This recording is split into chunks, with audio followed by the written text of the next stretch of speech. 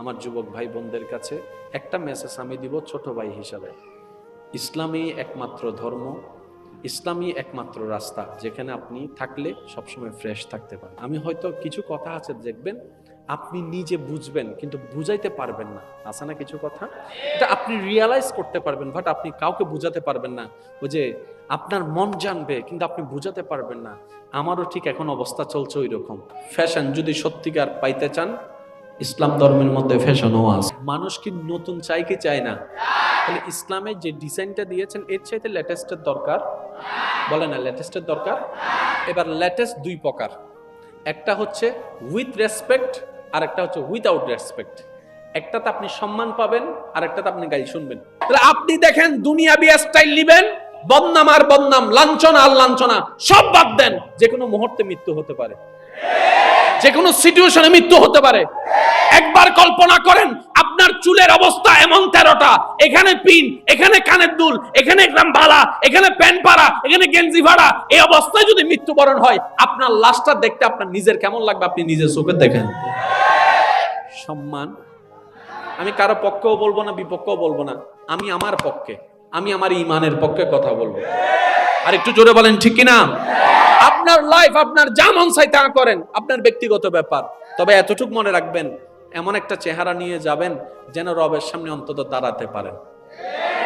যে চেহারা নিয়ে রবের সামনে দাঁড়াতে গেলে নিজের কাছে লজ্জাবোধ লাগবে, এটা জীবন নয় রে ভাই। এটা আমরা মনে করেছি জীবন, কিন্তু এটা জীবন নয়। আমার কথায় কেউ কষ্ট নেবেন না, কারণ আমাদের হায়াত খুব কম, অল্প দিন বাকি আছে, অনেক দিন আমাদের থেকে বিদায় নিয়েছে। এখনই যদি ব্রেকটা না লাগাই সারা জীবন আফসোস করা ছাড়া আমাদের দ্বিতীয় কোনো উপায় থাকবে না। আল্লাহ আমাদের সবাইকে একটু বুঝার তৌফিক দান করুন। আল্লাহ এবং রসুলের দেওয়া স্টাইলের চাইতে বেটার স্টাইল, জোরে বলতে হবে বেটার স্টাইল। আল্লাহ আমাদের মা বোনদেরকে কি করতে বলেছেন? পর্দা করতে বলেছেন, ঠিক না? আল্লাহ পাক আমাদের পুরুষদেরকে কি করতে বলেছেন? চোখটাকে নিচে রাখতে বলেছেন। কোরআনে আছে না নাই? আমরা প্রায় সময় নারীর পর্দা নিয়ে কথা বলি, কিন্তু পুরুষের পর্দাটা নিয়ে তেমন কথা বলাটা হয় না।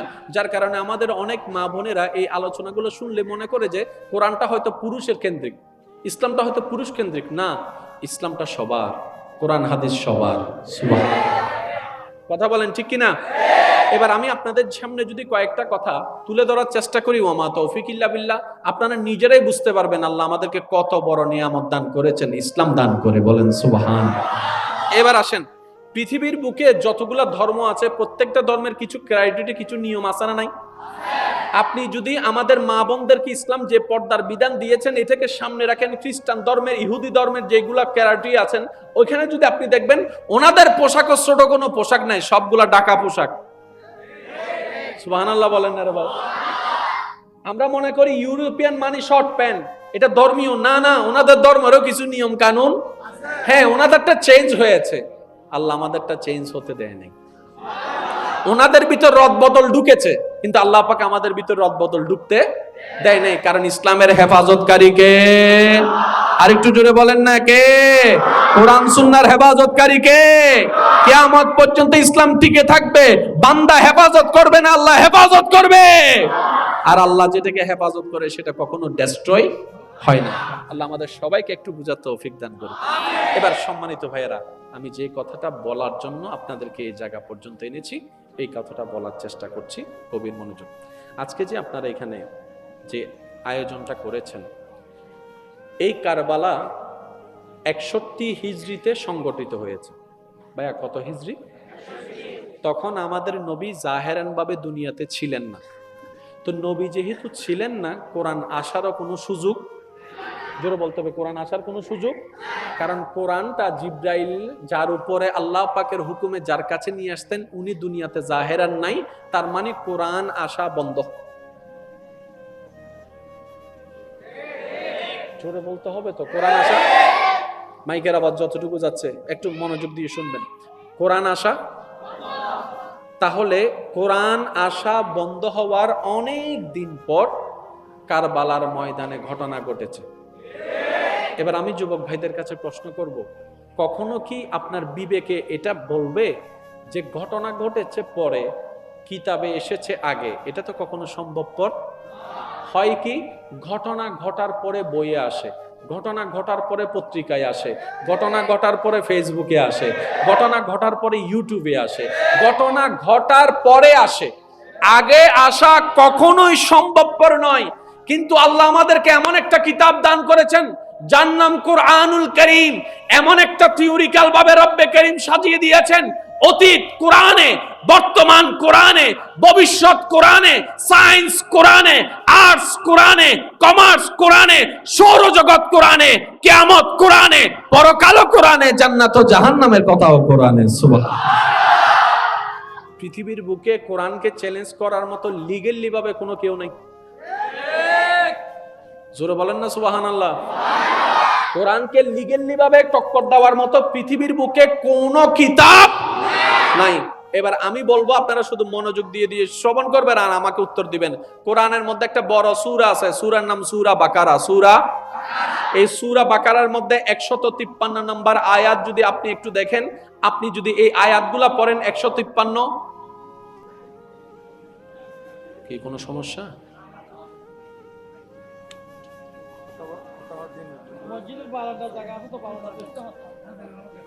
মানুষ জায়গা নদ না, আধা মানুষ নদে হিরো ভাই।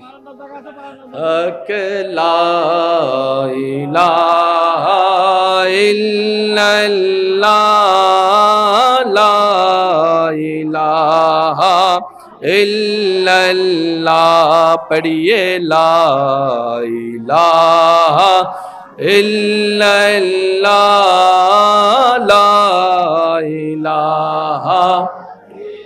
আর একটু জোরে জোরে, হক লা ইলাহা লা ইলাহা, হাসবি রাব্বি জাল্লাল্লাহ, মা ফি কলবি গায়রুল্লাহ, হাসবি রাব্বি মা ফি গায়রুল্লাহ, নূরে মুহাম্মদ সাল্লাল্লাহ, লা ইলাহা ইল্লাল্লাহ, লা ইলাহা লা ইলাহা, লা পড়িয়ে লা ইলাহা ইল্লাল্লাহ।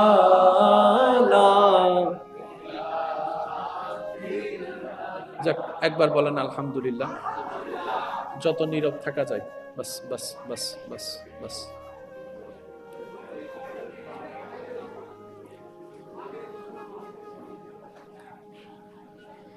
বাস বাস, ভেরি গুড। একবার বলেন মারহাবা। সূরা বাকারা, আমার মুখে মুখে বলতে হবে, সূরা, আয়াত নম্বর 153। 153। কারবালা ঘটেছে কোরআন নাজিল হওয়ার অনেক পরে।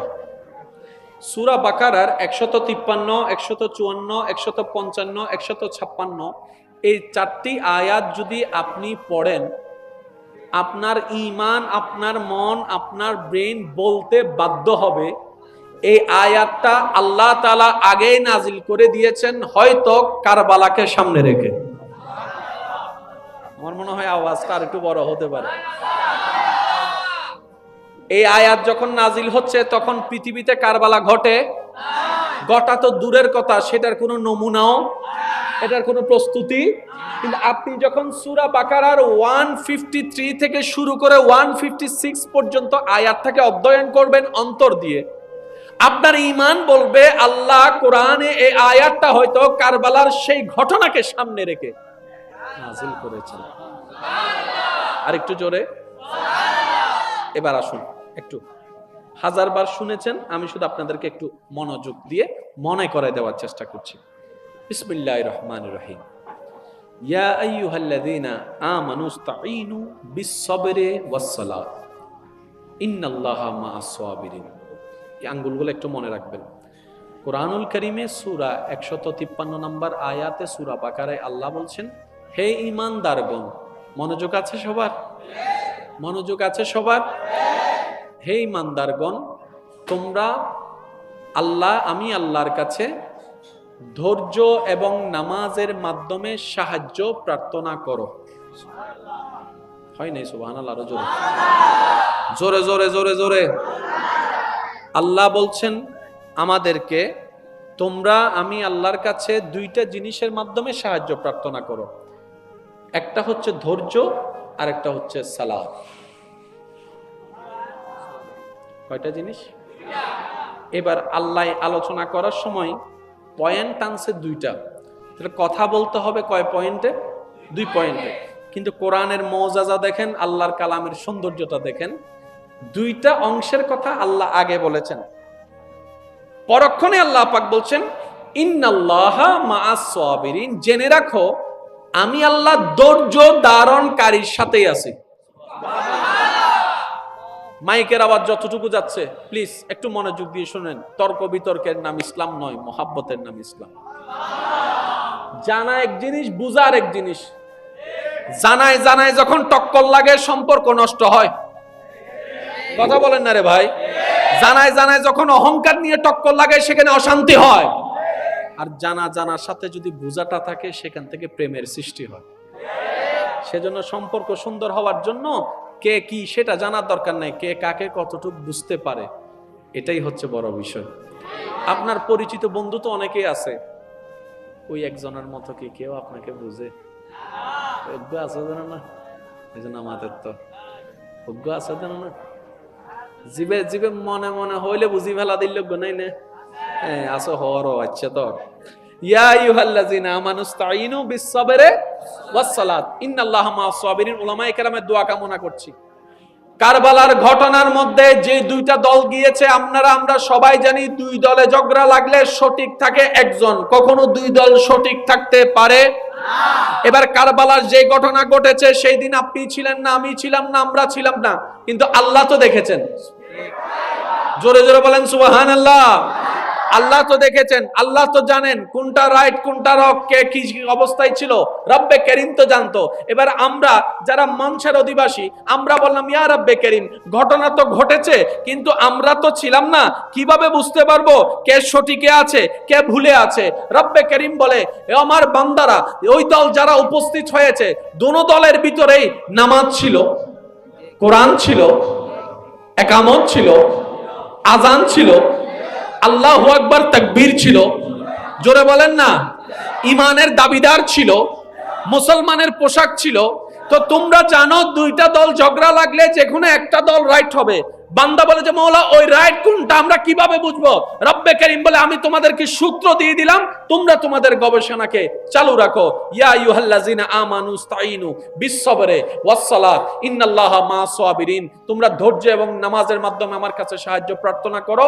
আর মনে রাখবা একটা কথা, আমি আল্লাহ ধৈর্য ধারণকারীর সাথে আছি। পয়েন্টটা একটু মনে রাখবেন, আমি আল্লাহ ধৈর্য ধারণকারীর সাথে আছি। তো ধৈর্য কে ধরবে? যার কাছে বিপদ আসবে। সুবহানাল্লাহ বলেন। ধৈর্য আগে না বিপদ আগে? বিপদ আসলেই তো ধৈর্য ধরা হয়। কথা বলেন ঠিক কিনা? ধৈর্য ধরতে পারলে বিপদ যদি আসে, বিপদে ধৈর্য ধারণ করতে হয়। কথা বলেন ঠিক কিনা? এবার আমরা আমাদের গবেষণা অনুযায়ী কারবালার একটা এক্সট্রাক্টর একে আমরা যখন গবেষণা করলাম তখন দেখলাম এদিকেও আল্লাহু আকবার, এদিকেও আল্লাহু আকবার, এদিকেও আজান, এদিকেও আজান, সব সেম টু সেম। বুঝতে পারি না।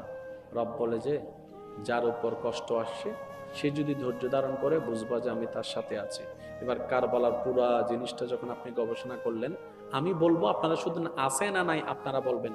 ইমাম হোসাইনি কাফেলার মধ্যে পানির কষ্ট, এজিদি কাফেলার কাছে পানির কোনো কষ্ট, আমি কাউকে চাপাই দিব না, আপনার জ্ঞান আপনার কাছে।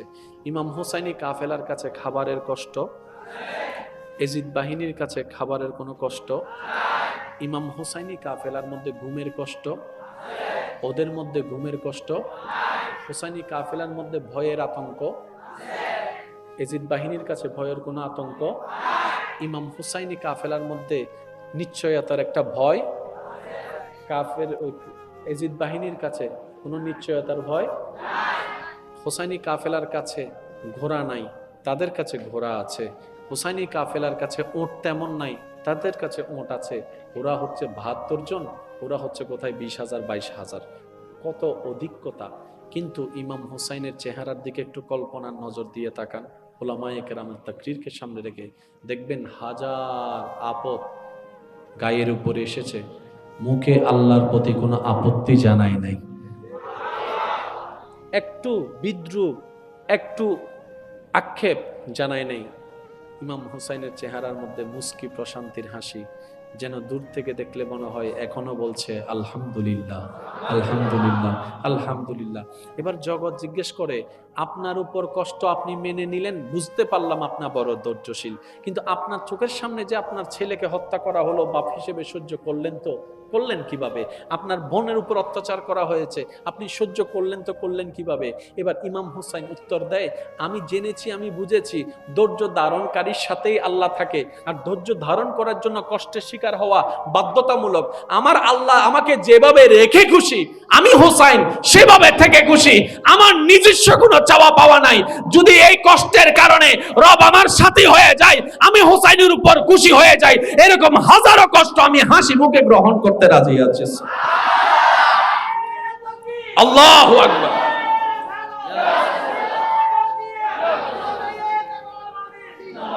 এবার আওয়াজ দিয়ে বলেন মারহাবা। এবার ধৈর্য কোন কাফেলার সাথে ছিল? এজিদি কাফেলার সাথে নাকি হুসাইনি কাফেলার সাথে? আর একটু জোরে বলেন না। আর আল্লাহ কার সাথে আছেন? টাকাওয়ালার সাথে। আল্লাহ কার সাথে আছেন? গাড়িওয়ালার সাথে। আল্লাহ কার সাথে আছেন? যার কাছে ধৈর্য আছে। ওই দুই দলের ভিতরে ধৈর্য ছিল কার কাছে? হুসাইনি কাফেলার সাথে। রব বলছেন ইন্নাল্লাহা মা'আস সাবিরিন। আমি হুসাইনি আমার যুবক ভাই বোনদের কাছে একটা মেসেজ আমি দিব ছোট ভাই হিসাবে। ইসলামই একমাত্র ধর্ম, ইসলামই একমাত্র রাস্তা যেখানে আপনি থাকলে সবসময় ফ্রেশ থাকতে পারেন। আমি হয়তো কিছু কথা আছে দেখবেন, আপনি নিজে বুঝবেন কিন্তু বুঝাইতে পারবেন না, আছে না কিছু কথা? এটা আপনি রিয়ালাইজ করতে পারবেন, বাট আপনি কাউকে বুঝাতে পারবেন না। ওই যে আপনার মন জানবে কিন্তু আপনি বুঝাতে পারবেন না। আমারও ঠিক এখন অবস্থা চলছে ওই রকম। ফ্যাশন যদি সত্যিকার পাইতে চান, ইসলাম ধর্মের মধ্যে ফ্যাশনও আছে। মানুষ কি নতুন চাই কি চায় না? তাহলে ইসলামের যে ডিজাইনটা দিয়েছেন এর চাইতে লেটেস্টের দরকার? বলে না লেটেস্টের দরকার। এবার লেটেস্ট দুই প্রকার, একটা হচ্ছে উইথ রেসপেক্ট আর একটা হচ্ছে উইদাউট রেসপেক্ট। একটাতে আপনি সম্মান পাবেন আর একটাতে আপনি গালি শুনবেন। তাহলে আপনি দেখেন দুনিয়াবি স্টাইল নেবেন, বদনাম আর বদনাম, লাঞ্ছনা আর লাঞ্ছনা সব বাদ দেন। যে কোনো মুহূর্তে মৃত্যু হতে পারে, যে কোনো সিচুয়েশনে মৃত্যু হতে পারে। একবার কল্পনা করেন আপনার চুলের অবস্থা এমন 13টা, এখানে পিন, এখানে কানের দুল, এখানে একদম বালা, এখানে প্যান্ট পাড়া, এখানে গেঞ্জি ভাড়া, এই অবস্থায় যদি মৃত্যুবরণ হয় আপনার লাশটা দেখতে আপনার নিজের কেমন লাগবে আপনি নিজের চোখে দেখেন। সম্মান, আমি কারো পক্ষেও বলবো না বিপক্ষেও বলবো না, আমি আমার পক্ষে, আমি আমার ইমানের পক্ষে কথা বলবো। আর একটু জোরে বলেন ঠিক কিনা? আপনার লাইফ আপনার যা মন চাই তা করেন, আপনার ব্যক্তিগত ব্যাপার। তবে এতটুকু মনে রাখবেন, এমন একটা চেহারা নিয়ে যাবেন যেন রবের সামনে অন্তত দাঁড়াতে পারেন। যে চেহারা নিয়ে রবের সামনে দাঁড়াতে গেলে নিজের কাছে লজ্জাবোধ লাগবে। এটা জীবন নয় রে ভাই, এটা আমরা মনে করেছি জীবন, কিন্তু এটা জীবন নয়। আমার কথায় কেউ কষ্ট নেবেন না, কারণ আমাদের হায়াত খুব কম, অল্প দিন বাকি আছে, অনেক দিন আমাদের থেকে বিদায় নিয়েছে।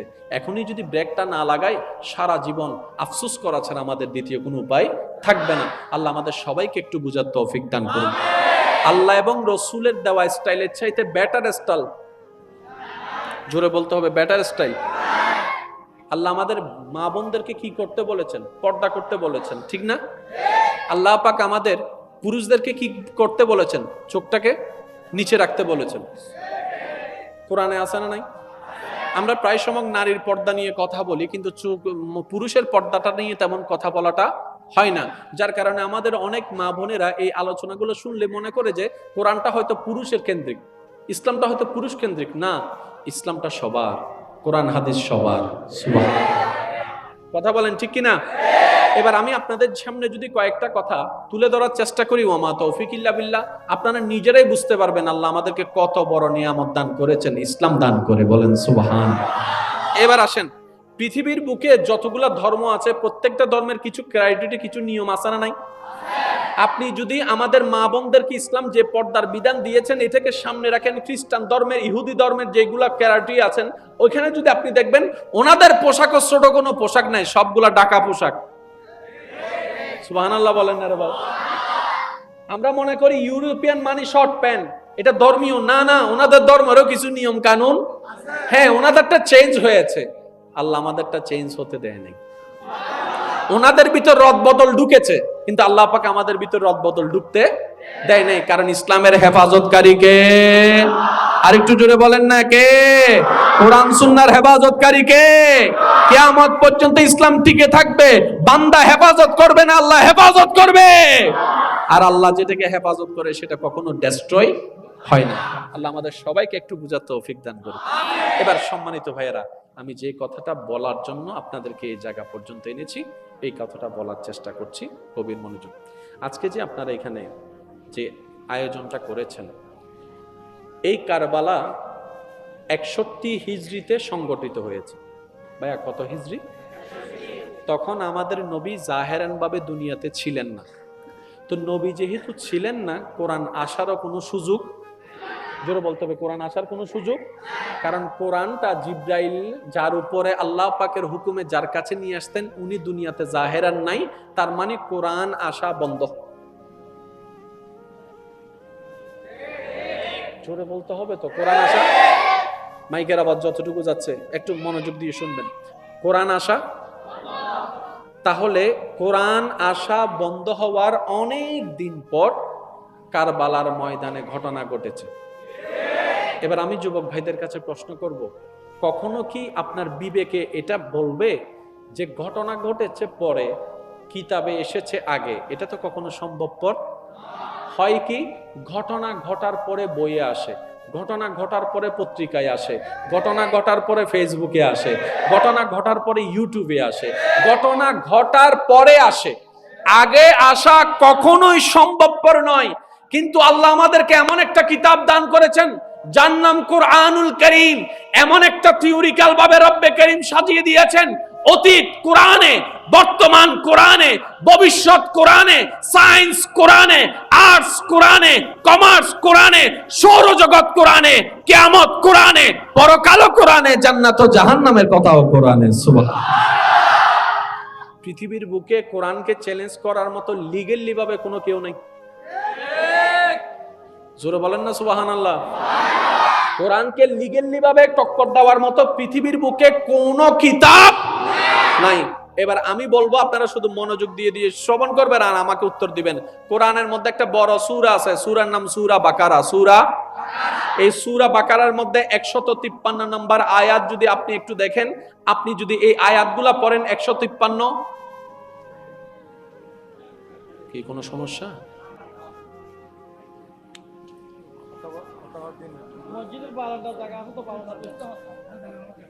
মানুষ জায়গা নদ না, আয় আধা মানুষ নো হিরো ভাই। হক লা ইলাহা ইল্লাল্লাহ, লা ইলাহা ইল্লাল্লাহ, পড়িয়ে লা ইলাহা ইল্লাল্লাহ, লা ইলাহা, আর একটু জোরে জোরে, হক লা ইলাহা লা ইলাহা, হাসবি রাব্বি জাল্লাল্লাহ, মা ফি কলবি গায়রুল্লাহ, হাসবি রাব্বি মা ফি গায়রুল্লাহ, নূর মুহাম্মদ সাল্লাল্লাহ, লা ইলাহা ইল্লাল্লাহ, লা ইলাহা লা ইলাহা, লা পড়িয়ে লা ইলাহা ইল্লাল্লাহ,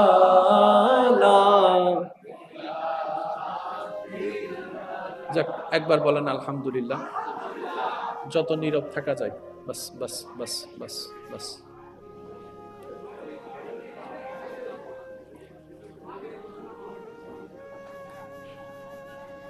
বাস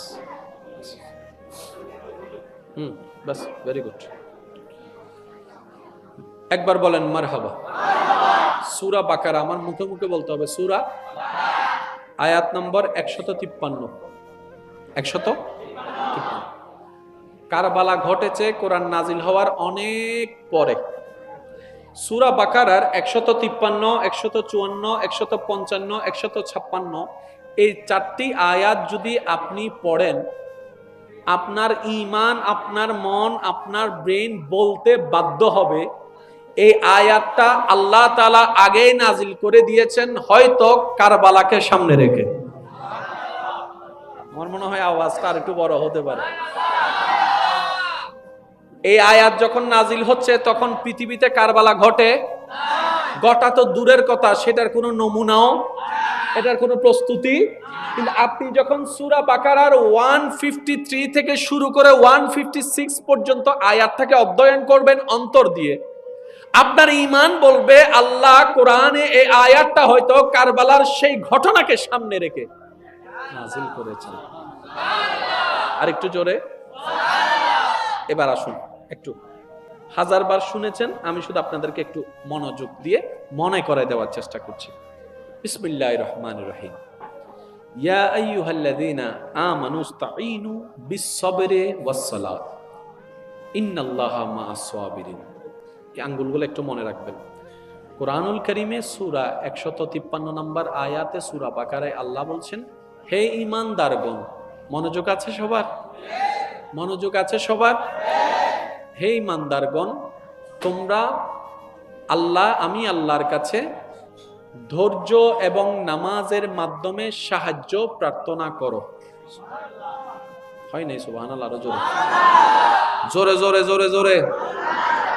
আল্লাহ বলছেন আমাদেরকে, আমি আল্লাহর কাছে 2টা জিনিসের মাধ্যমে সাহায্য প্রার্থনা করো। একটা হচ্ছে ধৈর্য, আর একটা হচ্ছে সালাত। কয়টা জিনিস? এবার আল্লাহ আলোচনা করার সময় পয়েন্ট আনছে 2টা। তাহলে কথা বলতে হবে কয় পয়েন্টে? 2 পয়েন্টে। কিন্তু কোরআনের মুআজিজা দেখেন, আল্লাহর কালামের সৌন্দর্যটা দেখেন। 2টা অংশের কথা আল্লাহ আগে বলেছেন, পরক্ষণে আল্লাহ পাক বলছেন ইন্নাল্লাহা মা'আস সাবিরিন। জেনে রাখো আমি আল্লাহ ধৈর্য ধারণকারীর সাথেই আছি। মাইকের আওয়াজ যতটুকু যাচ্ছে প্লিজ একটু মনোযোগ দিয়ে শুনেন। তর্ক বিতর্কের নাম ইসলাম নয়, মহাব্বতের নাম ইসলাম।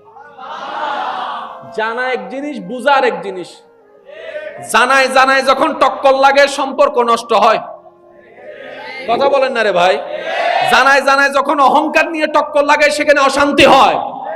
আর জানার সাথে যদি বুঝাটা থাকে সেখান থেকে প্রেমের সৃষ্টি হয়।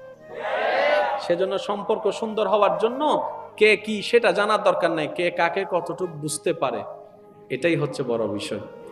আপনার পরিচিত বন্ধু তো অনেকেই আছে, ওই একজনের মতো কি কেউ আপনাকে বুঝে? অজ্ঞ আছে জানো না? এই জন্য আমাদের তো অজ্ঞ আছে জানো না? জীবে জীবে মনে মনে হইলে বুঝি ফেলা দিল নাই না? হ্যাঁ আসো হরো। আচ্ছা তো ইয়া আইয়ুহাল্লাযীনা আমানুস্তাঈনু বিস-সাবরি ওয়াস-সালাত ইন্নাল্লাহা মা'আস সাবিরিন। উলামায়ে কেরামের দোয়া কামনা করছি। কারবালার ঘটনার মধ্যে যে 2টা দল গিয়েছে, আমরা সবাই জানি 2 দলে ঝগড়া লাগলে সঠিক থাকে একজন, কখনো 2 দল সঠিক থাকতে পারে না। এবার কারবালার যে ঘটনা ঘটেছে সেই দিন আপনি ছিলেন না, আমি ছিলাম না, আমরা ছিলাম না, কিন্তু আল্লাহ তো দেখেছেন। জোরে জোরে বলেন সুবহানাল্লাহ। আল্লাহ তো দেখেছেন, আল্লাহ তো জানেন কোনটা রাইট কোনটা রং, কে কি অবস্থায় ছিল, রব্বে করিম তো জানতো। এবার আমরা যারা মঞ্চের অধিবাসী, আমরা বললাম ইয়া রব্বে করিম, ঘটনা তো ঘটেছে কিন্তু আমরা তো ছিলাম না, কিভাবে বুঝতে পারবো কে সঠিকে আছে কে ভুলে আছে? রব্বে করিম বলে, আমার বান্দারা, ওই দল যারা উপস্থিত হয়েছে দোনো দলের ভিতরেই নামাজ ছিল, কোরআন ছিল, একামত ছিল, আজান ছিল, আল্লাহু আকবার তাকবীর ছিল। জোরে বলেন না? ঈমানের দাবিদার ছিল, মুসলমানের পোশাক ছিল, তো তোমরা জানো দুইটা দল ঝগড়া লাগলে যে কোনো একটা দল রাইট হবে। বান্দা বলে যে মওলা ওই রাইট কোনটা আমরা কিভাবে বুঝবো?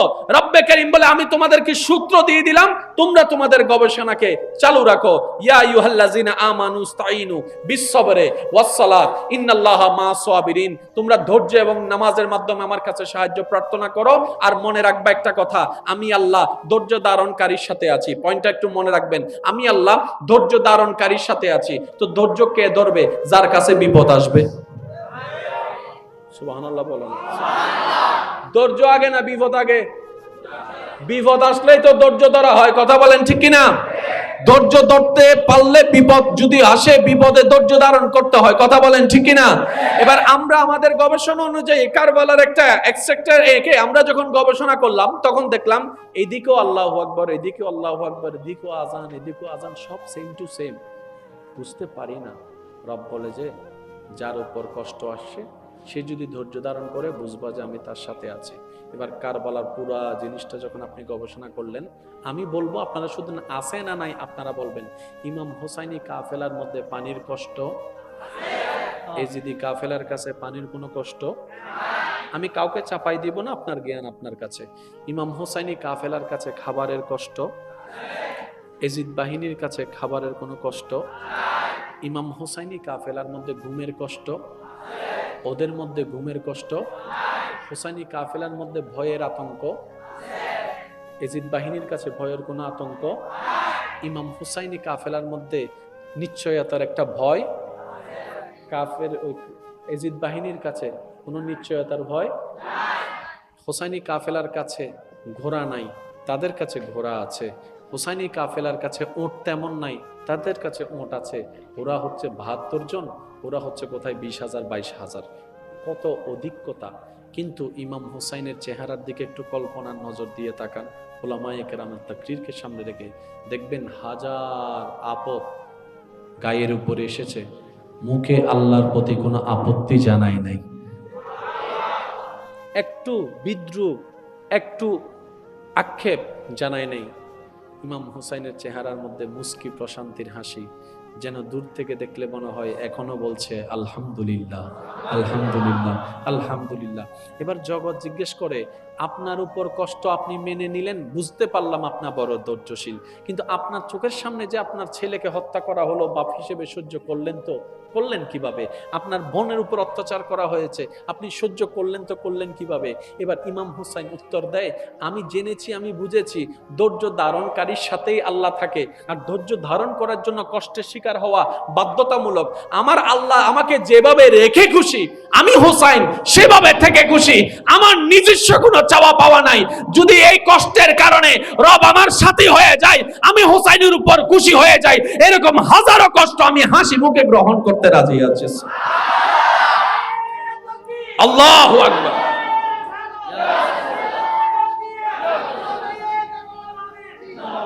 এবার আওয়াজ দিয়ে বলেন মারহাবা। এবার ধৈর্য কোন কাফেলার সাথে ছিল? এজিদি কাফেলার সাথে নাকি হুসাইনি কাফেলার সাথে? আর একটু জোরে বলেন না। আর আল্লাহ কার সাথে আছেন? টাকাওয়ালার সাথে। আল্লাহ কার সাথে আছেন? গাড়িওয়ালার সাথে। আল্লাহ কার সাথে আছেন? যার কাছে ধৈর্য আছে। ওই দুই দলের ভিতরে ধৈর্য ছিল কার কাছে? হুসাইনি কাফেলার সাথে। রব বলছেন ইন্নাল্লাহা মা'আস সাবিরিন, আমি হুসাইনি কাফেলার সাথে আছি। এখান থেকে একটা পয়েন্ট নোট করবেন, বিশেষ করে আমার যুবক যুবতী ভাই বোনেরা, আমার যুবক ভাই বোনদের কাছে একটা মেসেজ আমি দিব ছোট ভাই হিসাবে। ইসলামই একমাত্র ধর্ম, ইসলামই একমাত্র রাস্তা যেখানে আপনি থাকলে সবসময় ফ্রেশ থাকতে পারেন। আমি হয়তো কিছু কথা আছে দেখবেন আপনি নিজে বুঝবেন কিন্তু বুঝাইতে পারবেন না, আছে না কিছু কথা, এটা আপনি রিয়ালাইজ করতে পারবেন বাট আপনি কাউকে বুঝাতে পারবেন না। ওই যে আপনার মন জানবে কিন্তু আপনি বুঝাতে পারবেন না। আমারও ঠিক এখন অবস্থা চলছে ওই রকম। ফ্যাশন যদি সত্যিকার পাইতে চান, ইসলাম ধর্মের মধ্যে ফ্যাশনও আছে। মানুষ কি নতুন চাই কি চায় না? তাহলে ইসলামের যে ডিজাইনটা দিয়েছেন এর চাইতে লেটেস্টের দরকার? বলে না লেটেস্টের দরকার। এবার লেটেস্ট দুই প্রকার, একটা হচ্ছে উইথ রেসপেক্ট আর একটা হচ্ছে উইদাউট রেসপেক্ট। একটাতে আপনি সম্মান পাবেন আর একটাতে আপনি গালি শুনবেন। তাহলে আপনি দেখেন দুনিয়াবি স্টাইল নেবেন, বদনাম আর বদনাম, লাঞ্ছনা আর লাঞ্ছনা সব বাদ দেন, যে কোনো মুহূর্তে মৃত্যু হতে পারে, যে কোনো সিচুয়েশনে মৃত্যু হতে পারে। একবার কল্পনা করেন আপনার চুলের অবস্থা এমন 13টা, এখানে পিন, এখানে কানের দুল, এখানে একদম বালা, এখানে প্যান্ট পাড়া, এখানে গেঞ্জি ভাড়া, এই অবস্থায় যদি মৃত্যুবরণ হয়, আপনার লাশটা দেখতে আপনার নিজের কেমন লাগবে আপনি নিজের চোখে দেখেন। সম্মান, আমি কারো পক্ষেও বলবো না, বিপক্ষেও বলবো না, আমি আমার পক্ষে, আমি আমার ইমানের পক্ষে কথা বলবো। আর একটু জোরে বলেন ঠিক কিনা? আপনার লাইফ আপনার যা মন চায় তা করেন, আপনার ব্যক্তিগত ব্যাপার। তবে এতটুকু মনে রাখবেন, এমন একটা চেহারা নিয়ে যাবেন যেন রবের সামনে অন্তত দাঁড়াতে পারেন। যে চেহারা নিয়ে রবের সামনে দাঁড়াতে গেলে নিজের কাছে লজ্জাবোধ লাগবে, এটা জীবন নয় রে ভাই। এটা আমরা মনে করেছি জীবন, কিন্তু এটা জীবন নয়। আমার কথায় কেউ কষ্ট নেবেন না, কারণ আমাদের হায়াত খুব কম, অল্প দিন বাকি আছে, অনেক দিন আমাদের থেকে বিদায় নিয়েছে। এখনই যদি ব্রেকটা না লাগাই, সারা জীবন আফসোস করা ছাড়া আমাদের দ্বিতীয় কোনো উপায় থাকবে না। আল্লাহ আমাদের সবাইকে একটু বুঝার তৌফিক দান করুন। আল্লাহ এবং রসুলের দেওয়া স্টাইলের চাইতে বেটার স্টাইল, জোরে বলতে হবে, বেটার স্টাইল। আল্লাহ আমাদের মা বোনদেরকে কি করতে বলেছেন? পর্দা করতে বলেছেন, ঠিক না?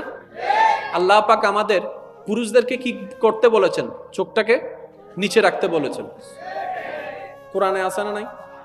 আমরা প্রায় সময় নারীর পর্দা নিয়ে কথা বলি, কিন্তু পুরুষের পর্দাটা নিয়ে তেমন কথা বলাটা হয় না। যার কারণে আমাদের অনেক মা বোনেরা এই আলোচনাগুলো শুনলে মনে করে যে কোরআনটা হয়তো পুরুষের কেন্দ্রিক, ইসলামটা হয়তো পুরুষ কেন্দ্রিক। না, ইসলামটা সবার, কোরআন হাদিস সবার। কথা বলেন ঠিক কিনা? এবার আমি আপনাদের সামনে যদি কয়েকটা কথা তুলে ধরার চেষ্টা করি, ওয়ামা তৌফিক ইল্লা বিল্লাহ, আপনারা নিজেরাই বুঝতে পারবেন আল্লাহ আমাদেরকে কত বড় নিয়ামত দান করেছেন, ইসলাম দান করে। বলেন সুবহান। এবার আসেন, পৃথিবীর বুকে যতগুলা ধর্ম আছে, প্রত্যেকটা ধর্মের কিছু ক্রাইটেরিয়া, কিছু নিয়ম আছে না নাই?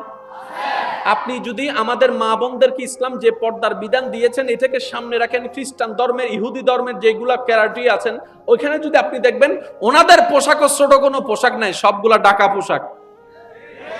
সুবহানাল্লাহ বলেন না রে বাবা? আমরা মনে করি ইউরোপিয়ান মানে শর্ট প্যান্ট, এটা ধর্মীয়। না না, ওনাদের ধর্মেরও কিছু নিয়ম কানুন, হ্যাঁ ওনাদেরটা চেঞ্জ হয়েছে, আল্লাহ আমাদেরটা চেঞ্জ হতে দেয় নাই। ওনাদের ভিতর রদ বদল ঢুকেছে, কিন্তু আল্লাহ পাক আমাদের ভিতর রদ বদল ঢুকতে দেয় নাই, কারণ ইসলামের হেফাজতকারী কে? আরেকটু জোরে বলেন না, কে? কোরআন সুন্নাহর হেফাজতকারী কে? কিয়ামত পর্যন্ত ইসলাম টিকে থাকবে। বান্দা হেফাজত করবে না, আল্লাহ হেফাজত করবে। আর আল্লাহ যেটাকে হেফাজত করে সেটা কখনো ডেস্ট্রয় হয় না। আল্লাহ আমাদের সবাইকে একটু বুঝার তৌফিক দান করুন। এবার সম্মানিত ভাইয়েরা, আমি যে কথাটা বলার জন্য আপনাদেরকে এই জায়গা পর্যন্ত এনেছি, এই কথাটা বলার চেষ্টা করছি, গভীর মনোযোগ। আজকে যে আপনারা এখানে যে আয়োজনটা করেছেন, এই কারবালা 61 হিজরিতে সংগঠিত হয়েছে। ভাইয়া কত হিজরি? তখন আমাদের নবী জাহেরান ভাবে দুনিয়াতে ছিলেন না। তো নবী যেহেতু ছিলেন না, কোরআন আসারও কোনো সুযোগ, জোরে বলতে হবে, কোরআন আসার কোনো সুযোগ, কারণ কোরআনটা জিব্রাইল যার উপরে আল্লাহ পাকের হুকুমে যার কাছে নিয়ে আসতেন, উনি দুনিয়াতে জাহেরান নাই, তার মানে কোরআন আসা বন্ধ। জোরে বলতে হবে তো, কোরআন আসা, মাইকের আওয়াজ যতটুকু যাচ্ছে একটু মনোযোগ দিয়ে শুনবেন, কোরআন আসা। তাহলে কোরআন আসা বন্ধ হওয়ার অনেক দিন পর কারবালার ময়দানে ঘটনা ঘটেছে। এবার আমি যুবক ভাইদের কাছে প্রশ্ন করব, কখনো কি আপনার বিবেকে এটা বলবে যে ঘটনা ঘটেছে পরে, কিতাবে এসেছে আগে? এটা তো কখনো সম্ভবপর হয়। কি ঘটনা ঘটার পরে বইয়ে আসে, ঘটনা ঘটার পরে পত্রিকায় আসে, ঘটনা ঘটার পরে ফেসবুকে আসে, ঘটনা ঘটার পরে ইউটিউবে আসে, ঘটনা ঘটার পরে আসে, আগে আসা কখনোই সম্ভবপর নয়। কিন্তু আল্লাহ আমাদেরকে এমন একটা কিতাব দান করেছেন যার নাম কুরআনুল কারীম। এমন একটা থিওরিক্যাল ভাবে রব্বে কারীম সাজিয়ে দিয়েছেন, অতীত কোরআনে, বর্তমান কোরআনে, ভবিষ্যৎ কোরআনে, সায়েন্স কোরআনে, আর্টস কোরআনে, কমার্স কোরআনে, সৌরজগৎ কোরআনে, কিয়ামত কোরআনে, পরকাল কোরআনে, জান্নাত ও জাহান্নামের কথাও কোরআনে। সুবহানাল্লাহ। পৃথিবীর বুকে কোরআনকে চ্যালেঞ্জ করার মতো লিগ্যালি ভাবে কোনো কেউ নাই। জোরে বলেন না সুবহানাল্লাহ। কোরআনকে লিগ্যালি ভাবে টক্কর দেওয়ার মতো পৃথিবীর বুকে কোনো কিতাব নাই। এবার আমি বলবো, আপনারা শুধু মনোযোগ দিয়ে দিয়ে শ্রবণ করবেন আর আমাকে উত্তর দিবেন। কোরআনের মধ্যে একটা বড় সূরা আছে, সূরার নাম সূরা বাকারা। সূরা এই সূরা বাকারার মধ্যে 153 নম্বর আয়াত যদি আপনি একটু দেখেন, আপনি যদি এই আয়াতগুলা পড়েন 153, কি কোনো সমস্যা?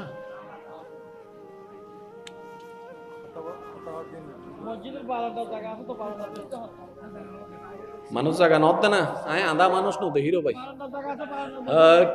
লা ইলাহা ইল্লাল্লাহ, লা ইলাহা ইল্লাল্লাহ, পড়িয়ে লা ইলাহা ইল্লাল্লাহ, লা ইলাহা, আরেকটু জোরে জোরে, হক লা ইলাহা লা ইলাহা,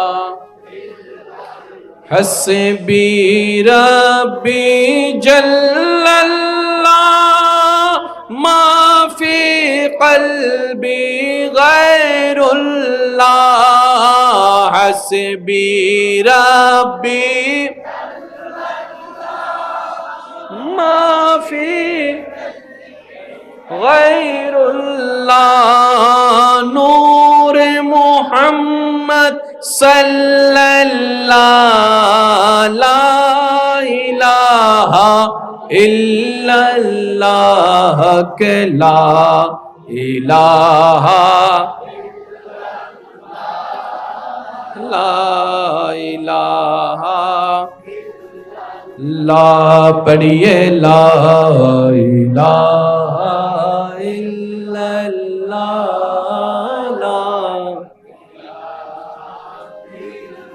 যাক, একবার বলেন আলহামদুলিল্লাহ। যত নীরব থাকা যায়, বাস বাস বাস বাস বাস।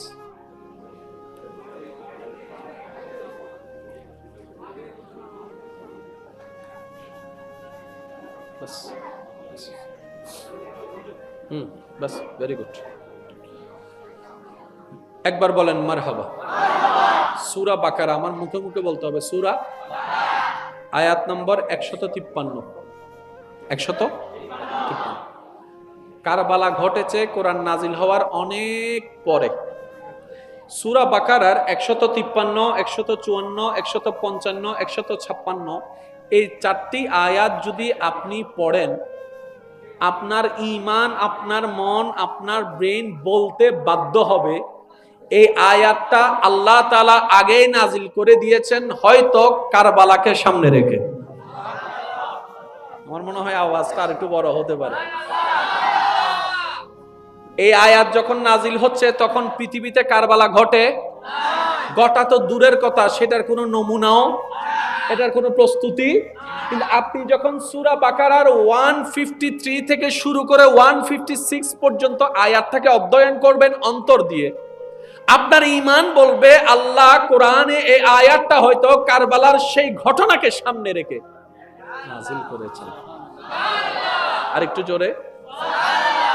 এবার আসুন, একটু হাজারবার শুনেছেন, আমি শুধু আপনাদেরকে একটু মনোযোগ দিয়ে মনে করায় দেওয়ার চেষ্টা করছি। বিসমিল্লাহির রহমানির রহিম। ইয়া আইয়ুহাল্লাযীনা আমানু ইসতাঈনু বিস-সাবরি ওয়াস-সালাত ইন্নাল্লাহা মা'আস সাবিরিন। এই আঙ্গুলগুলো একটু মনে রাখবেন। কোরআনুল কারীমে সূরা 153 নম্বর আয়াতে সূরা বাকারায় আল্লাহ বলছেন, হে ঈমানদারগণ, মনোযোগ আছে সবার? মনোযোগ আছে সবার? হে ঈমানদারগণ, তোমরা আমি আল্লাহর কাছে ধৈর্য এবং নামাজের মাধ্যমে সাহায্য প্রার্থনা করো। হয় নাই? সুবহানাল্লাহ। আরো জোরে জোরে জোরে জোরে জোরে।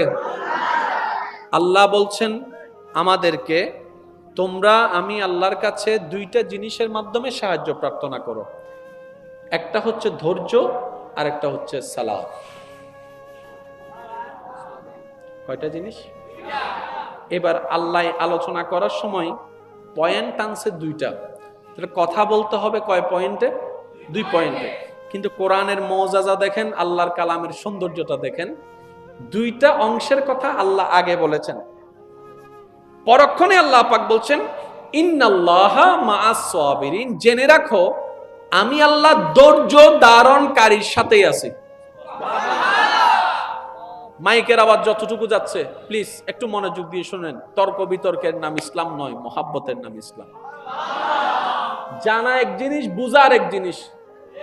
জানায় জানায় যখন টক্কর লাগে সম্পর্ক নষ্ট হয়। কথা বলেন না রে ভাই। জানায় জানায় যখন অহংকার নিয়ে টক্কর লাগে সেখানে অশান্তি হয়। আর জানা জানার সাথে যদি বুঝাটা থাকে সেখান থেকে প্রেমের সৃষ্টি হয়। সেজন্য সম্পর্ক সুন্দর হওয়ার জন্য কে কি সেটা জানার দরকার নাই, কে কাকে কতটুকু বুঝতে পারে এটাই হচ্ছে বড় বিষয়। আপনার পরিচিত বন্ধু তো অনেকেই আছে, ওই একজনের মতো কি কেউ আপনাকে বুঝে? অজ্ঞ আছে জানো না, এই জন্য আমাদের তো অজ্ঞ আছে জানো না, জীবে জীবে মনে মনে হইলে বুঝি ফেলা দিল নাই না। হ্যাঁ আসো হর আচ্ছা তো ইয়া আইয়ুহাল্লাযিনা আমানুস্তাঈনু বিস-সাবরি ওয়াস-সালাত ইন্নাল্লাহা মা'আস-সাবিরিন। উলামায়ে কেরামের দোয়া কামনা করছি। কারবালার ঘটনার মধ্যে যে দুইটা দল গিয়েছে, আমরা সবাই জানি দুই দলে ঝগড়া লাগলে সঠিক থাকে একজন, কখনো দুই দল সঠিক থাকতে পারে না। এবার কারবালার যে ঘটনা ঘটেছে সেই দিন আপনি ছিলেন না, আমি ছিলাম না, আমরা ছিলাম না, কিন্তু আল্লাহ তো দেখেছেন। জোরে জোরে বলেন সুবহানাল্লাহ। আল্লাহ তো দেখেছেন, আল্লাহ তো জানেন কোনটা রাইট কোনটা রং, কে কি অবস্থায় ছিল, রব্বে করিম তো জানতো। এবার আমরা যারা মঞ্চের অধিবাসী আমরা বললাম ইয়া রব্বে করিম, ঘটনা তো ঘটেছে কিন্তু আমরা তো ছিলাম না, কিভাবে বুঝতে পারবো কে সঠিকে আছে কে ভুলে আছে? রব্বে করিম বলে এ আমার বান্দারা, ওই দল যারা উপস্থিত হয়েছে দোনো দলের ভিতরেই নামাজ ছিল, কোরআন ছিল, একামত ছিল, আজান ছিল, আল্লাহু আকবার তাকবীর ছিল, জোরে বলেন না, ইমানের দাবিদার ছিল, মুসলমানের পোশাক ছিল। তো তোমরা জানো দুইটা দল ঝগড়া লাগলে যেকোনো একটা দল রাইট হবে। বান্দা বলে যে মওলা ওই রাইট কোনটা আমরা কিভাবে বুঝবো?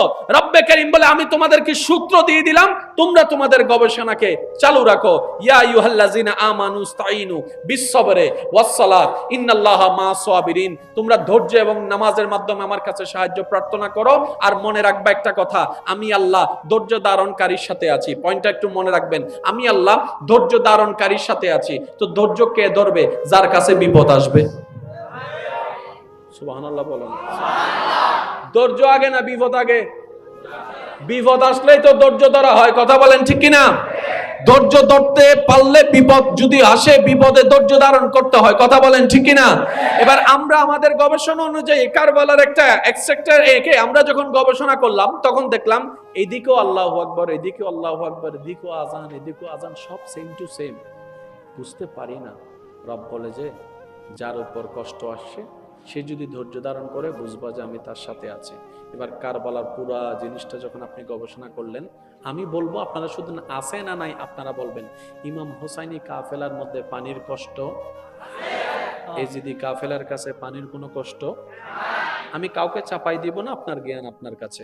ইমাম হুসাইনি কাফেলার কাছে খাবারের কষ্ট, এজিদ বাহিনীর কাছে খাবারের কোনো কষ্ট, ইমাম হুসাইনি কাফেলার মধ্যে ঘুমের কষ্ট, ওদের মধ্যে ঘুমের কষ্ট, হুসাইনি কাফেলার মধ্যে ভয়ের আতঙ্ক, এজিদ বাহিনীর কাছে ভয়ের কোনো আতঙ্ক, ইমাম হুসাইনি কাফেলার মধ্যে নিশ্চয়তার একটা ভয়, কাফের ওই এজিদ বাহিনীর কাছে কোনো নিশ্চয়তার ভয়। হুসাইনি কাফেলার কাছে ঘোড়া নাই, তাদের কাছে ঘোড়া আছে। হুসাইনি কাফেলার কাছে ওট তেমন নাই, তাদের কাছে ওট আছে। ওরা হচ্ছে ৭২ জন, ওরা হচ্ছে কোথায় ২০,০০০ ২২,০০০, কত অধিকতা। কিন্তু ইমাম হুসাইনের চেহারার দিকে একটু কল্পনার নজর দিয়ে তাকান, উলামায়ে কেরামের তাকরীরকে সামনে রেখে দেখবেন হাজার আপদ গায়ের উপরে এসেছে, মুখে আল্লাহর প্রতি কোনো আপত্তি জানাই নাই, একটু বিদ্রুপ একটু আক্ষেপ জানাই নাই। ইমাম হুসাইনের চেহারার মধ্যে মুস্কি প্রশান্তির হাসি, যেন দূর থেকে দেখলে মনে হয় এখনো বলছে আলহামদুলিল্লাহ আলহামদুলিল্লাহ আলহামদুলিল্লাহ। এবার জগৎ জিজ্ঞেস করে আপনার উপর কষ্ট আপনি মেনে নিলেন, বুঝতে পারলাম আপনার বড় ধৈর্যশীল, কিন্তু আপনার চোখের সামনে যে আপনার ছেলেকে হত্যা করা হলো, বাপ হিসেবে সহ্য করলেন তো করলেন কিভাবে? আপনার বোনের উপর অত্যাচার করা হয়েছে, আপনি সহ্য করলেন তো করলেন কিভাবে? এবার ইমাম হুসাইন উত্তর দেয়, আমি জেনেছি আমি বুঝেছি ধৈর্য ধারণকারীর সাথেই আল্লাহ থাকে, আর ধৈর্য ধারণ করার জন্য কষ্টের শিকার হওয়া বাধ্যতামূলক। আমার আল্লাহ আমাকে যেভাবে রেখে খুশি, আমি হোসাইন সেভাবে থেকে খুশি। আমার নিজস্ব কোনো চাওয়া পাওয়া নাই। যদি এই কষ্টের কারণে রব আমার সাথী হয়ে যায়, আমি হোসাইনের উপর খুশি হয়ে যাই। এরকম হাজারো কষ্ট আমি হাসি মুখে গ্রহণ করতে রাজি আছি। আল্লাহু আকবার।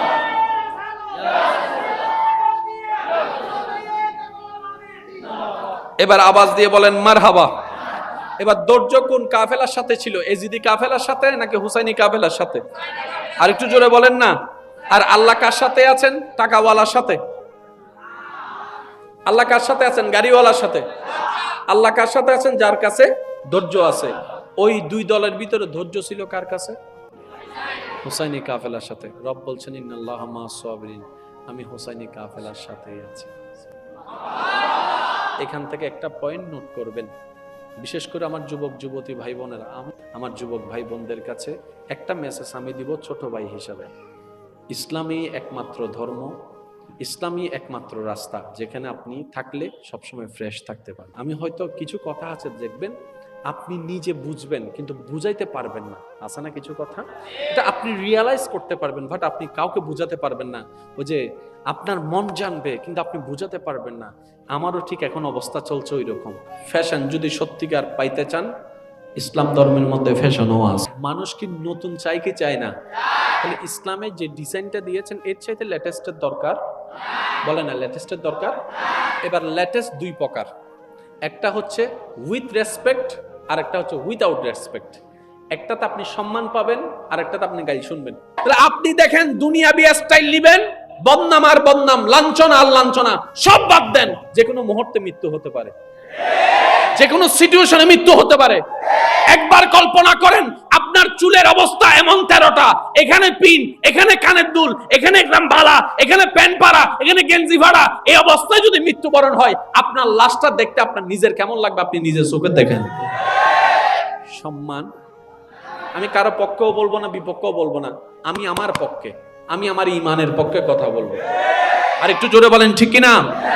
আপনার লাইফ আপনার যা মন চাই তা করেন, আপনার ব্যক্তিগত ব্যাপার। তবে এতটুকু মনে রাখবেন, এমন একটা চেহারা নিয়ে যাবেন যেন রবের সামনে অন্তত দাঁড়াতে পারেন। যে চেহারা নিয়ে রবের সামনে দাঁড়াতে গেলে নিজের কাছে লজ্জাবোধ লাগবে, এটা জীবন নয় রে ভাই। এটা আমরা মনে করেছি জীবন, কিন্তু এটা জীবন নয়। আমার কথায় কেউ কষ্ট নেবেন না, কারণ আমাদের হায়াত খুব কম, অল্প দিন বাকি আছে, অনেক দিন আমাদের থেকে বিদায় নিয়েছে। এখনই যদি ব্রেকটা না লাগাই সারা জীবন আফসোস করা ছাড়া আমাদের দ্বিতীয় কোনো উপায় থাকবে না। আল্লাহ আমাদের সবাইকে একটু বুঝার তৌফিক দান করুন। আল্লাহ এবং রসুলের দেওয়া স্টাইলের চাইতে বেটার স্টাইল, জোরে বলতে হবে বেটার স্টাইল। আল্লাহ আমাদের মা বোনদেরকে কি করতে বলেছেন? পর্দা করতে বলেছেন, ঠিক না? আল্লাহ পাক আমাদের পুরুষদেরকে কি করতে বলেছেন? চোখটাকে নিচে রাখতে বলেছেন। কোরআনে আছে না নাই? আমরা প্রায় সময় নারীর পর্দা নিয়ে কথা বলি, কিন্তু পুরুষের পর্দাটা নিয়ে তেমন কথা বলাটা হয় না। যার কারণে আমাদের অনেক মা বোনেরা এই আলোচনাগুলো শুনলে মনে করে যে কোরআনটা হয়তো পুরুষের কেন্দ্রিক, ইসলামটা হয়তো পুরুষ কেন্দ্রিক। না, ইসলামটা সবার, কোরআন হাদিস সবার। কথা বলেন ঠিক কিনা? এবার আমি আপনাদের সামনে যদি কয়েকটা কথা তুলে ধরার চেষ্টা করি, ওমা তৌফিক ইল্লা বিল্লাহ, আপনারা নিজেরাই বুঝতে পারবেন আল্লাহ আমাদেরকে কত বড় নিয়ামত দান করেছেন, ইসলাম দান করে। বলেন সুবহান। এবার আসেন, পৃথিবীর বুকে যতগুলা ধর্ম আছে প্রত্যেকটা ধর্মের কিছু ক্রাইটেরিয়া, কিছু নিয়ম আছে না নাই? আপনি যদি আমাদের মা বোনদেরকে ইসলাম যে পর্দার বিধান দিয়েছেন এটাকে সামনে রাখেন, খ্রিস্টান ধর্মের, ইহুদি ধর্মের যেগুলা ক্রাইটেরিয়া আছেন ওইখানে যদি আপনি দেখবেন ওনাদের পোশাকও ছোট কোনো পোশাক নাই, সবগুলা ঢাকা পোশাক। সুবহানাল্লাহ বলেন না রে বাবা। আমরা মনে করি ইউরোপিয়ান মানে শর্ট প্যান্ট, এটা ধর্মীয়। না না, ওনাদের ধর্মেরও কিছু নিয়ম কানুন, হ্যাঁ ওনাদেরটা চেঞ্জ হয়েছে, আল্লাহ আমাদেরটা চেঞ্জ হতে দেয় নাই। ওনাদের ভিতর রদ বদল ঢুকেছে, কিন্তু আল্লাহ পাক আমাদের ভিতর রদ বদল ঢুকতে দেয় নাই, কারণ ইসলামের হেফাজতকারী কে? আর একটু জোরে বলেন না কে? কোরআন সুন্নাহর হেফাজতকারী কে? কিয়ামত পর্যন্ত ইসলাম টিকে থাকবে। বান্দা হেফাজত করবে না, আল্লাহ হেফাজত করবে। আর আল্লাহ যেটাকে হেফাজত করে সেটা কখনো ডেস্ট্রয় হয় না। আল্লাহ আমাদের সবাইকে একটু বুঝার তৌফিক দান করুন। এবার সম্মানিত ভাইয়েরা, আমি যে কথাটা বলার জন্য আপনাদেরকে এই জায়গা পর্যন্ত এনেছি এই কথাটা বলার চেষ্টা করছি গভীর মনোযোগ। আজকে যে আপনারা এখানে যে আয়োজনটা করেছেন এই কারবালা 61 হিজরিতে সংগঠিত হয়েছে। ভাইয়া কত হিজরি? তখন আমাদের নবী জাহেরান ভাবে দুনিয়াতে ছিলেন না। তো নবী যেহেতু ছিলেন না, কোরআন আসারও কোনো সুযোগ, জোরে বলতে হবে, কোরআন আসার কোনো সুযোগ, কারণ কোরআনটা জিব্রাইল যার উপরে আল্লাহ পাকের হুকুমে যার কাছে নিয়ে আসতেন উনি দুনিয়াতে জাহেরান নাই, তার মানে কোরআন আসা বন্ধ। জোরে বলতে হবে তো, কোরআন আসা, মাইকের আওয়াজ যতটুকু যাচ্ছে একটু মনোযোগ দিয়ে শুনবেন, কোরআন আসা। তাহলে কোরআন আসা বন্ধ হওয়ার অনেক দিন পর কারবালার ময়দানে ঘটনা ঘটেছে।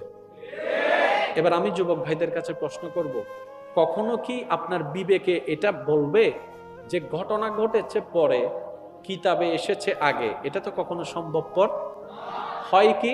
ঘটনা ঘটার পরে বইয়ে আসে, ঘটনা ঘটার পরে পত্রিকায় আসে, ঘটনা ঘটার পরে ফেসবুকে আসে, ঘটনা ঘটার পরে ইউটিউবে আসে, ঘটনা ঘটার পরে আসে। আগে আসা কখনোই সম্ভবপর নয়। কিন্তু আল্লাহ আমাদেরকে এমন একটা কিতাব দান করেছেন যার নাম কুরআনুল কারীম। এমন একটা থিওরিক্যাল ভাবে রব্বে কারীম সাজিয়ে দিয়েছেন, অতীত কোরআনে, বর্তমান কোরআনে, ভবিষ্যৎ কোরআনে, সায়েন্স কোরআনে, আর্টস কোরআনে, কমার্স কোরআনে, সৌরজগৎ কোরআনে, কিয়ামত কোরআনে, পরকাল কোরআনে, জান্নাত ও জাহান্নামের কথাও কোরআনে। সুবহানাল্লাহ। পৃথিবীর বুকে কোরআনকে চ্যালেঞ্জ করার মতো লিগ্যালি ভাবে কোনো কেউ নাই। জোরে বলেন না সুবহানাল্লাহ। কোরআনকে লিগ্যালি ভাবে টক্কর দেওয়ার মতো পৃথিবীর বুকে কোনো কিতাব নাই। এবার আমি বলবো, আপনারা শুধু মনোযোগ দিয়ে দিয়ে শ্রবণ করবেন আর আমাকে উত্তর দিবেন। কোরআনের মধ্যে একটা বড় সূরা আছে, সূরার নাম সূরা বাকারা। এই সূরা বাকারার মধ্যে 153 নম্বর আয়াত যদি আপনি একটু দেখেন, আপনি যদি এই আয়াতগুলা পড়েন, 153, কি কোনো সমস্যা?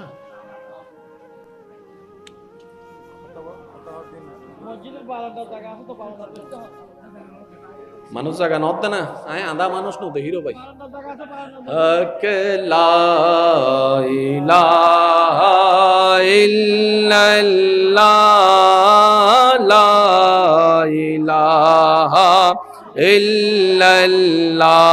পড়িয়ে লা ইলাহা ইল্লাল্লাহ, লা ইলাহা, আর একটু জোরে জোরে, হক লা ইলাহা লা ইলাহা, হাসবি রাব্বি জাল্লাল্লাহ, মা ফি কলবি গায়রুল্লাহ, হাসবি রাব্বি মা ফি গায়রুল্লাহ, নূর মুহাম্মদ সাল্লাল্লাহ, লা ইলাহা ইল্লাল্লাহ, লা ইলাহা, লা ইলাহা, লা পড়িয়ে লা ইলাহা ইল্লাল্লাহ।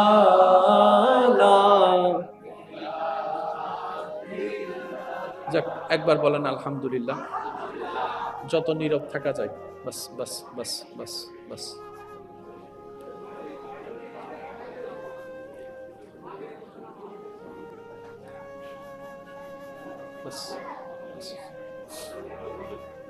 বাস, ভেরি গুড।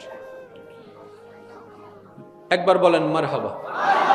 সূরা বাকারা, আমার মুখে মুখে বলতে হবে, সূরা, আয়াত নম্বর 153।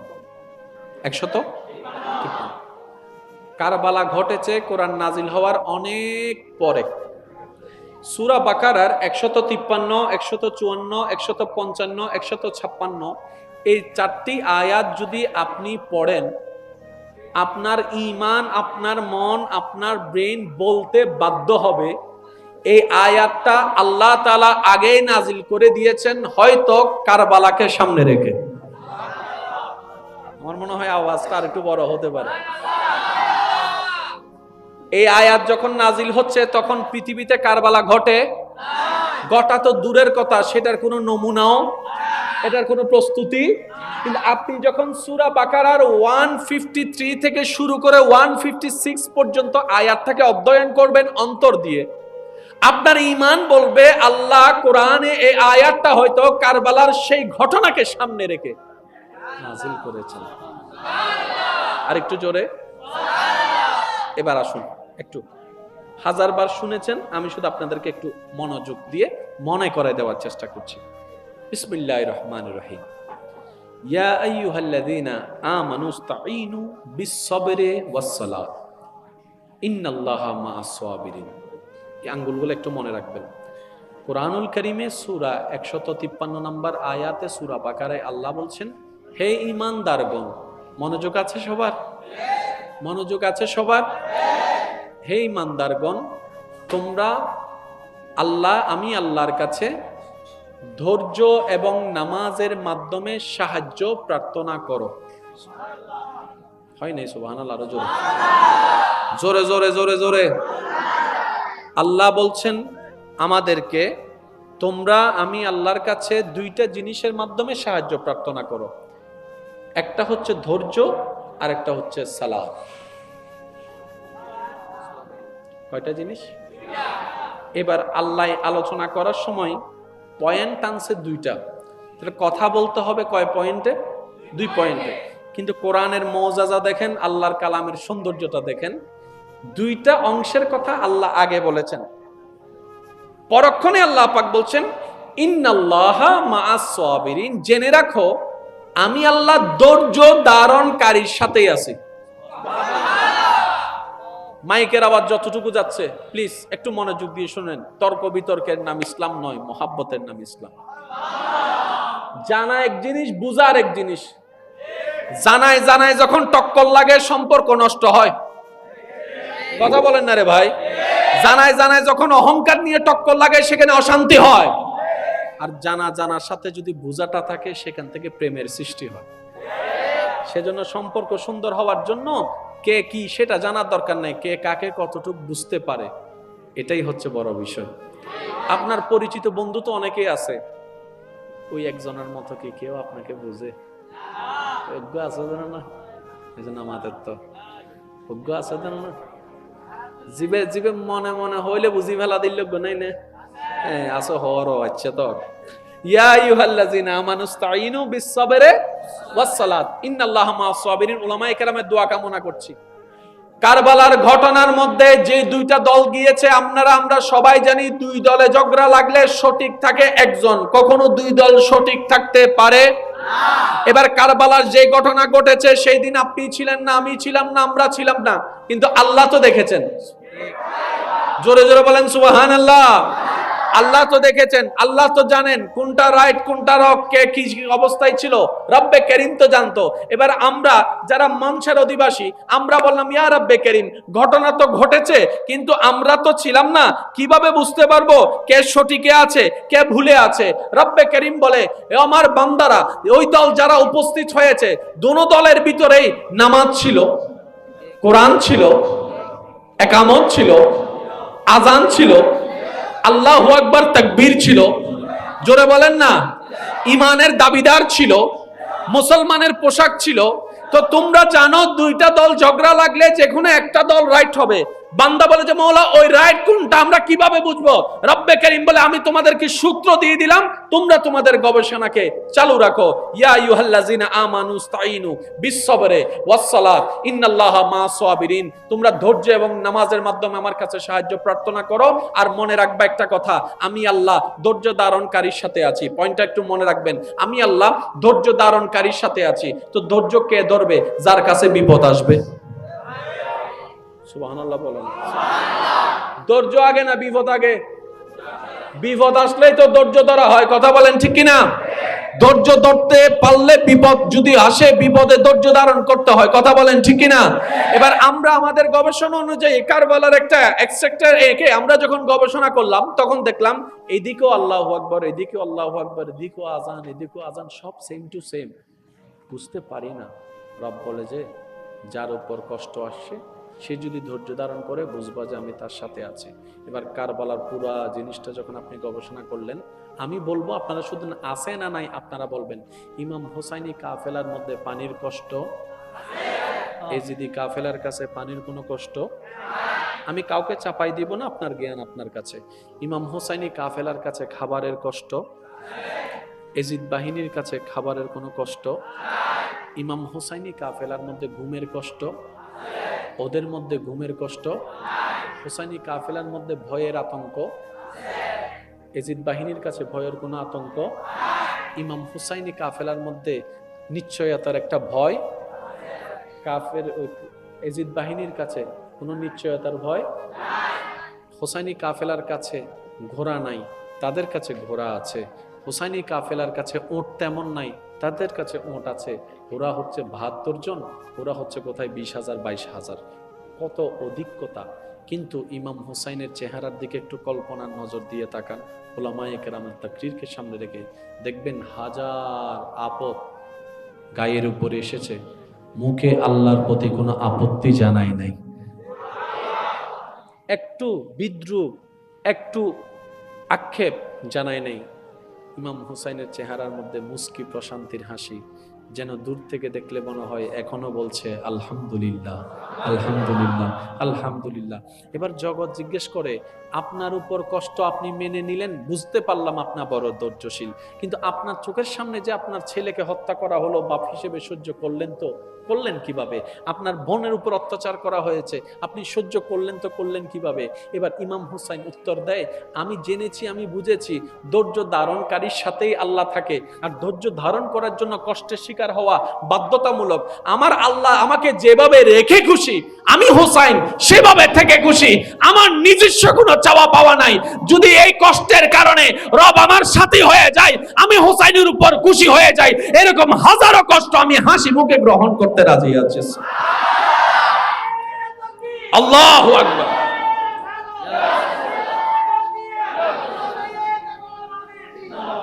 এবার আওয়াজ দিয়ে বলেন মারহাবা। এবার ধৈর্য কোন কাফেলার সাথে ছিল? এজিদি কাফেলার সাথে নাকি হুসাইনি কাফেলার সাথে? আর একটু জোরে বলেন না। আর আল্লাহ কার সাথে আছেন? টাকাওয়ালার সাথে। আল্লাহ কার সাথে আছেন? গাড়িওয়ালার সাথে। আল্লাহ কার সাথে আছেন? যার কাছে ধৈর্য আছে। ওই দুই দলের ভিতরে ধৈর্য ছিল কার কাছে?